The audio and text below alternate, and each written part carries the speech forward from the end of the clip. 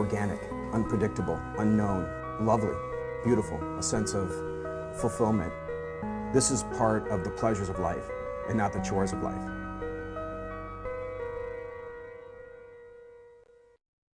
Just ahead on Daily Iowan TV. Sally Mason's concerned about giving a group of students a break from tuition. Find out who next.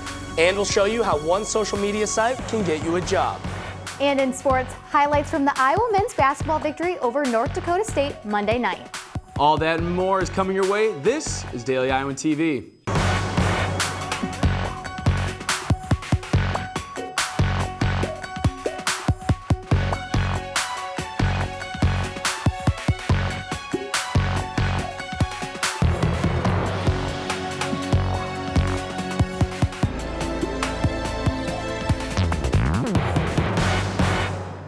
Good evening and thanks for joining us. I'm Austin Love. And I'm Austin Luce.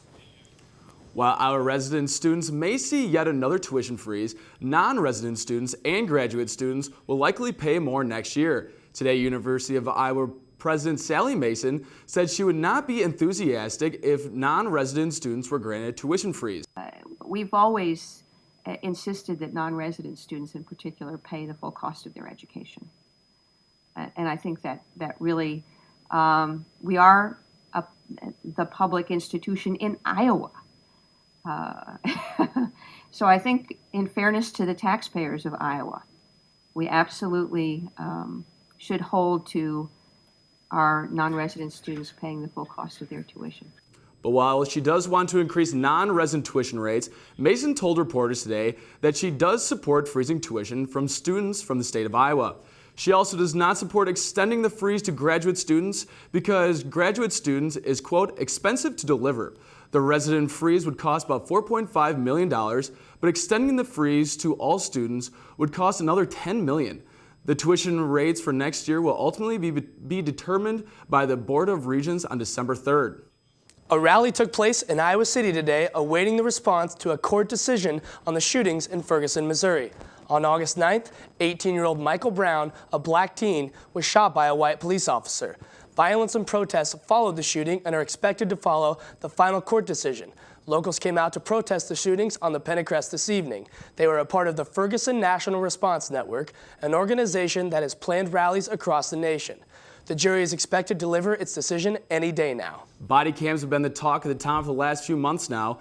Iowa City City Council approved funding for the project just 2 months ago, but are now discussing going in a different direction.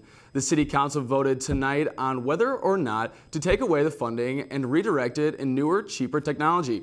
The Iowa City Police Chief supports this change. We'll have more about the decision in tomorrow's edition of the Daily Iowan and on Daily Iowan TV. It's been called the Facebook for professionals, but are you using it correctly? Daily Iowan TV's Sarah Hadley tells us how LinkedIn can be utilized for success. The message is clear. Employers want to find you on social media.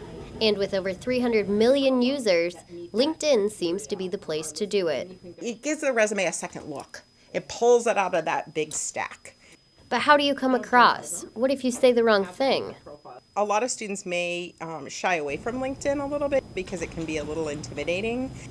Rita Wang is not one of those students. So one day I saw a message box popped up. The message was a job offer, a financial analyst position in Cedar Rapids. So how do you get so lucky? Well, before logging on, you may want to look at a couple of these do's and don'ts from the specialists.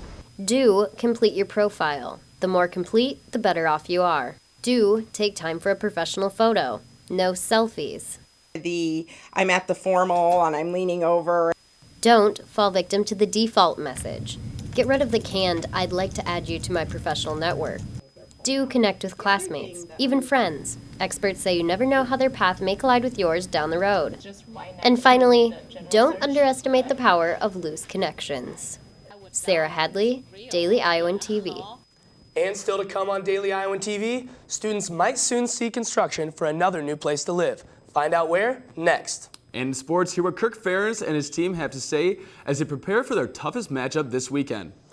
But Austin, I'm telling you, I did not expect to see snow before Thanksgiving this year. You know, I agree with you 100%. I actually had to go get a new winter jacket today. Now we'll toss it over to Cole Johnson in the weather studio. Am I going to need this Cole all week, Cole? You will have this cold all week, but it'll be above freezing temperatures.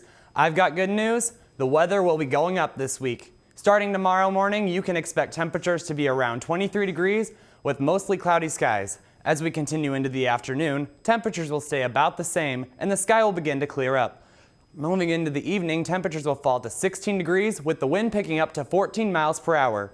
Thursday will be very similar, so you can expect a high of 27 degrees and a low of 12 degrees with partly cloudy skies. As we move into the rest of the week, temperatures will be in the upper 40s and lower 30s with a chance of rain all weekend. But don't let that stop you from catching the Hawkeyes take on Wisconsin at Kinnick on Saturday. That's all I've got for you guys here in the weather studio. Austin Squared, back to you guys at the news desk. Soon we will see even more construction in downtown Iowa City. The city owns a plot of land on the corner of South Lynn and East Court Street. The Iowa City City Council met yesterday to discuss further development project for that piece of land. They heard the proposals of 3 developers who pitched apartments alongside a hotel. The 4th firm added retail and office space possibilities. The council will discuss which developer to go with at the next meeting on December 2nd. Even though Thanksgiving break is right around the corner, in many places around Iowa City, you can already hear holiday music. Daily Iowan TV's Katie Sextro took a closer look to see how people feel about Christmas in November in this week's Street Chatter. It's that time of year again. Christmas is almost here. With about a month left until the big day, stores have put out decorations, holiday specials have started, Christmas music has begun playing, and the snow has fallen. But wait, Thanksgiving hasn't even happened yet. Is it too early to get into the holiday spirit? It's kind of important to focus on family and what we're thankful for before we worry about Christmas, and we have a whole 2 months basically to celebrate that in December and January. I start listening to holiday music almost directly after Thanksgiving. I think we should get through one holiday before we start decorating for another. Kind of cheapens Thanksgiving if we're already decorating for Christmas. Other students say it's perfectly okay to start decorating and listening to holiday music immediately after Halloween. Some studies show that people start thinking about Christmas as early as August. While most of us are still thinking about going back to school during that time, it's no question that Christmas seems to come earlier every year. It really is beginning to look a lot like Christmas. Whether we like it or not, it'll be here before we know it. Reporting from the Old Capitol Mall, Katie Sextro, Daily Iowan TV. Happy holidays. There's a lot going on for the Hawkeyes as the 3 big sports of football, basketball, and wrestling are all in season. That's exactly right, Austin. Let's toss it on over to Taylor Brooks, standing by in the sports studio to get the latest about Iowa athletics. Taylor? Thanks, guys, and welcome back to the Daily Iowan TV Sports Studio. Flying solo tonight, I'm Taylor Brooks. We've got an exclusive interview with starting QB Jake Rudock in just a bit, but first, we take things to the court. The 25th ranked men's basketball team is off to a great start for the season. Monday night, the Hawks blew past North Dakota State, beating them 87-56, with both Adam Woodbury and Gabe Olashany posting double-doubles. Daily Iowan TV sports reporter Zach Mackey was at Carver last night and has the recap. Zach? The Hawks in their second game of the year hosted North Dakota State University, and the Hawks got off to a hot start. From the opening, the Hawks had control of this contest, most of that due to the distinct size advantage of the 7'1" Woodbury and the 6'10" Olashany. The Iowa offense snagged 45 rebounds in this contest, which was a huge key for them. Adam Woodbury was also showing that he can shoot the rock when he nailed down a 19-footer right here early in the first half. Anthony Clements was a big name in this contest as he turned around his game over the offseason to nab a starting spot.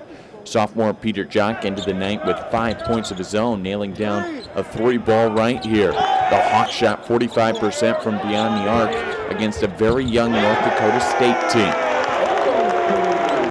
The point guards also put on a little show for the Hawkeye crowd at Carver Hawkeye. Mike Gazelle and Trey Dickerson slamming it down in front of the home team. But in the end, it was the defense that gave the Hawks the advantage. They were the victors, 87-56 over North Dakota State University. The Iowa Hawkeyes have a tough schedule coming up as they square off against the number 10 team in the country, the Texas Longhorns, on Thursday in Madison Square Garden. Reporting from Carver Hawkeye Arena, Zach Mackey, Daily Iowan TV Sports. Some breaking news in the football program today as wide receiver Derek Willies has decided to return to the Hawkeye program. Willies left in the last week of October to be closer to his father, who is dealing with health issues, but now wants to come back. But in regards to him being welcome back, Ferentz says he's just worried about Saturday. I'm really worried about getting our team, the guys that are on the team right now, ready for this ball game. That's where my thoughts are right now. And we got another game coming up right afterwards, so that's where my focus is.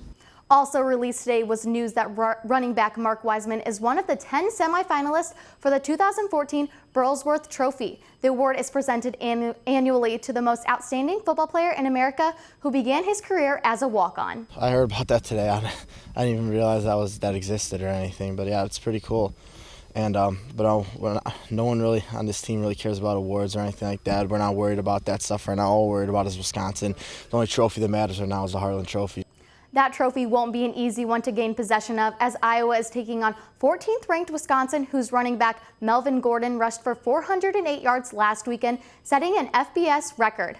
Ferentz says all 11 men have to play their best if they want to win this one. It's going to take our best football. We're going to have to play really well at all 11 positions because, just go back to the Pitt game. The first half we didn't do that, and that ball came squirting out of there a bunch. And second half we did a better job. So, we need to pick up where that one left off, but it's easier said than done. While Wisconsin's running game is stellar, their defense is no different. Football reporter Whitney Blakemore caught up with quarterback Jake Rudock earlier today to see how the Hawkeyes offense plans to attack come game time. Hey guys, it's Whitney Blakemore here with quarterback Jake Rudock. Now, Jake, the tight ends played a major role against Illinois last weekend. How big of an advantage is it to have three of them out there on the field?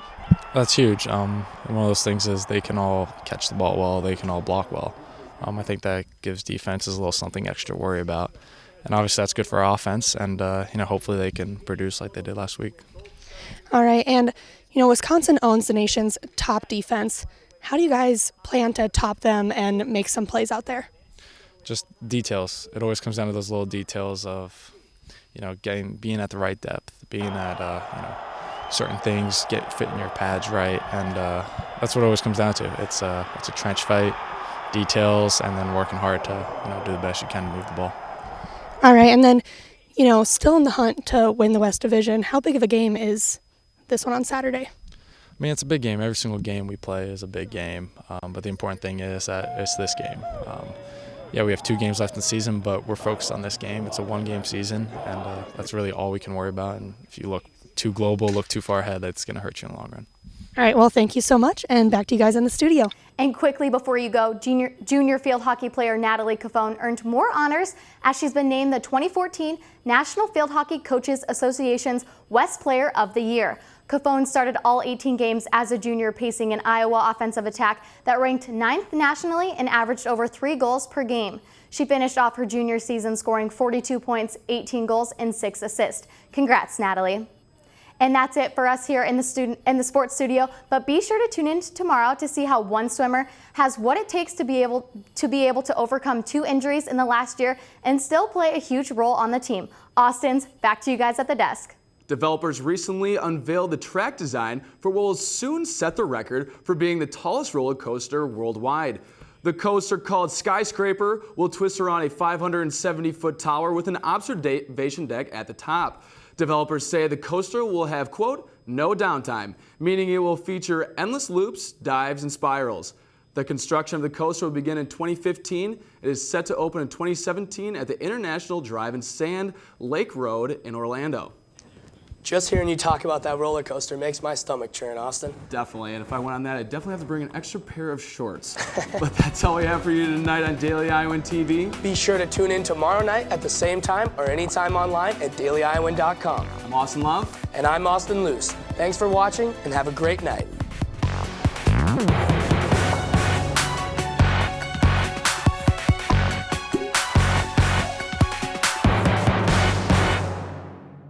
Iowa SJMC. Want a major that'll take you somewhere?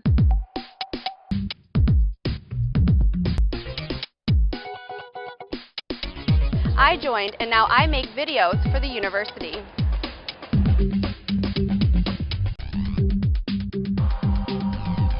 I joined, and now I work for the most trusted news source in America. SJMC.